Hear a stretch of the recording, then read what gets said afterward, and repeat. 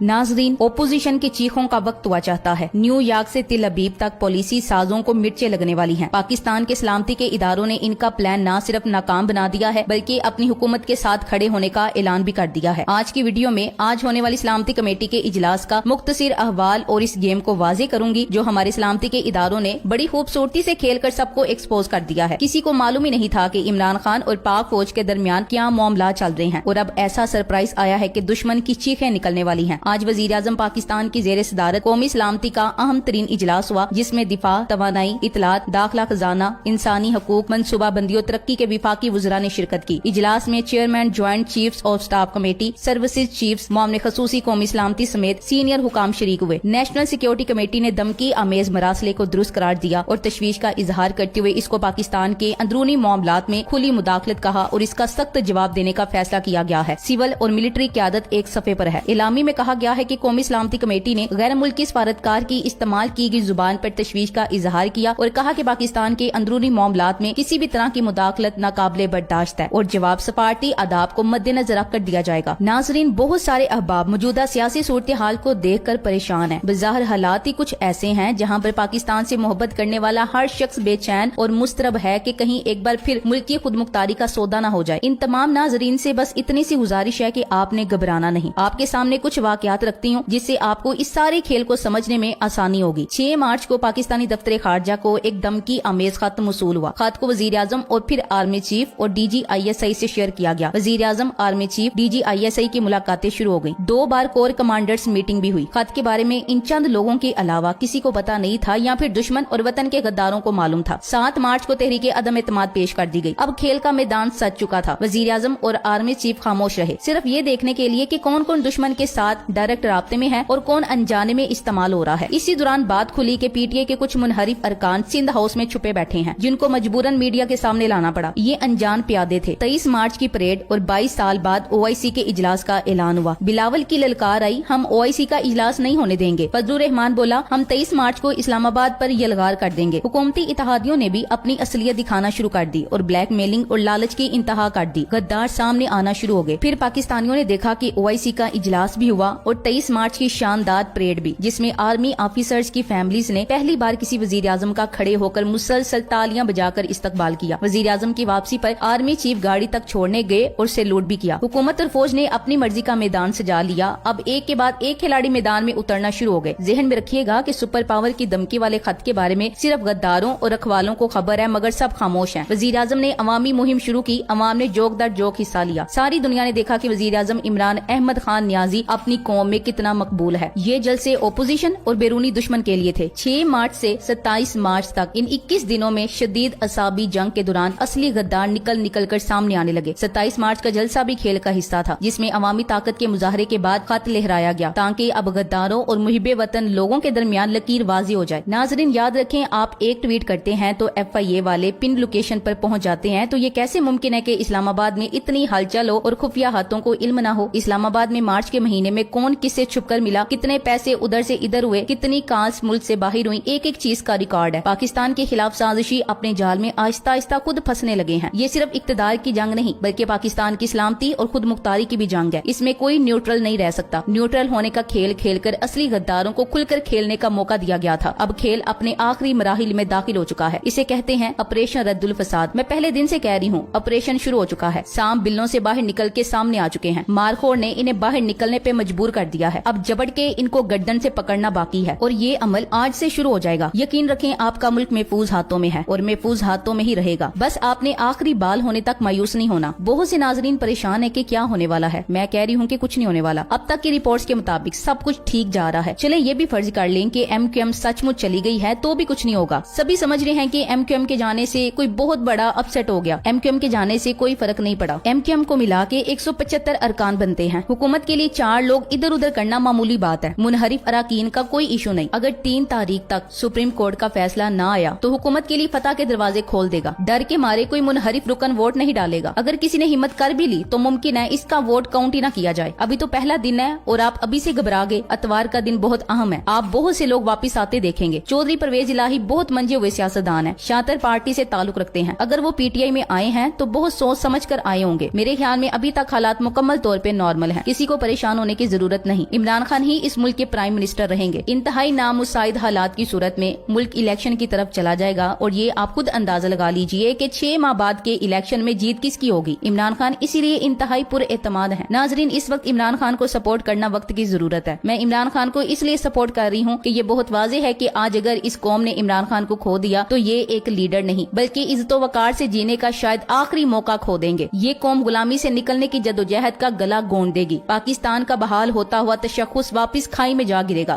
دنیا پاکستان کا سن کر اور پاکستانیوں کو دیکھ کر ایسے ہی ناک بو چڑھائے چلے جایا کرے گی جیسے عمران خان سے پہلے تک تھا. آپ کے سربراہان کو مغربی ممالک میں داخلے پر یوں ہی ننگا کیا جاتا رہے گا. آپ کی خارجہ پالیسی ایک بیرونی فون کال کی محتاج ہو کر رہ جائے گی. دنیا بھر میں عالمی سطح پر اسلام کا حقیقی چہرہ پیش کرنے والا فرد کھو دیں گے ہم. کل مغربی آقاؤں کی آنکھوں میں آنکھیں ڈال کر للکارنے والے لیڈر کی جگہ ان کے تلوے چاٹنے والے مفاد پرست سیاستدان ہمیں جونکوں کی طرح چمٹ جائیں گے. مغربی میڈیا کی سالوں کی انڈوکٹرینیشن کو اپنی چند لائن سے ادھیڑ کر رکھ دینے والا یہ شخص شاید دوبارہ نہ ملے ہمیں. دنیا بھر میں پاکستان خدا نہ خواستہ ایک دہشت گرد، ایک بیکورڈ، ایک پسماندہ اور غلام ملک کے طور پر جانا جاتا رہے گا جو کل تک جانا جاتا تھا. کل کوئی امریکہ کو ایبسولوٹلی ناٹ کہنے کی جرت کرنے والا نہیں ہوگا. کل کوئی یہ نہیں کہے گا ہم تعلقات برابری کی سطح پر رکھیں گے. کل کوئی دنیا کو یہ نہیں بتائے گا کہ 9/11 سے پہلے پاکستان امریکہ کی جنگ میں کودنے سے پہلے دنیا کے خطرناک ممالک میں شامل نہیں تھا. کل کوئی ایسا لیڈر نہیں ملے گا جو عالمی برادری میں اسلاموفوبیا کے خلاف ایسی جاندار آواز بلند کر سکے کہ اسلاموفوبیا کے خلاف ایک عالمی دن مقرر کر دیا جائے. کل کو پاکستان کو ایسا ترجمان ملنا محال ہوگا جو اپنے قومی لباس میں پر اعتماد طریقے سے پوری دنیا کے سامنے اپنی قوم کی نمائندگی کرے اور اپنے قومی وقار کی بات کرے. کل اقوام متحدہ کے پلیٹ فارم پر کھڑے ہو کر لا الہ الا اللہ کی صدا بلند کرنے والا کوئی نہیں ہوگا. اس لیڈر کو کھونے کے بعد کل پاکستانی قوم کی طرف سے دنیا کو کوئی نہیں بتائے گا کہ حضور رحمت للعالمین صلی اللہ علیہ وآلہ وسلم کی شان اقدس میں گستاخی اظہار رائے نہیں. کل کو عالمی صہیونی سامراج کے سامنے کھڑے ہو کر ڈنکے کی چوٹ پر انہیں یہ بتانے والا کوئی نہیں ہوگا کہ تم لوگ ہولوکاسٹ پر بات نہیں کرتے لیکن گستاخی کو اظہار رائے کی آزادی کہتے ہو. کل پاکستان کے پاس کوئی ایسا ترجمان نہیں ہوگا جس کی دنیا عزت کرے، جسے دنیا سنے، جو بطور پاکستانی اپنا ایک انفلوئنس رکھنے والا ہو. کل کو کشمیریوں کا مقدمہ لڑتے ہوئے عالمی برادری کی منافقت کا پول کھولنے والی ایسی مثالیں دینے والا نہیں ہوگا کہ یہاں اسی یہودی کو بند کر دیں پھر دیکھیں دنیا کی حالت وہاں کشمیر میں 80 ملین بند ہیں. پھر بیرونی دباؤ پر کوئی نے للکار نہیں کہے گا کہ ہم تمہاری غلام نہیں کہ جو تم کہو ہم کر دیں. پہلے کشمیر پر بات کرو. کل کو کوئی ایسا لیڈر نہیں ملنے والا جس پر ایک بھی کرپشن کا الزام نہ ہو، جس کی دیانتداری پر خلوص پر سوال نہ اٹھایا جا سکے. یاد رکھو پاکستانیوں، سعودیہ کو شاہ فیصل، لیبیا کو قذافی اور عراق کو دوسرا صدام نہ ملا. پھر تم چراغ لے کر ڈھونڈو گے تمہیں دوسرا عمران خان نہ ملے گا کیونکہ قدرت مواقع بھی قدردانوں کو دیا کرتی ہے، نہ شکروں کو، بے قدروں کو اور بڑی معذرت کے ساتھ ایسے بے شرموں کو جن کے نزدیک سستی روٹی عزت کی روٹی سے اوپر ہو، جن کی ترجیحات میں حقیقی آزادی، خود مختاری، قومی وقار، غیرت و حمیت سرے سے موجود ہی نہ ہو. Thanks for watching. اللہ حافظ.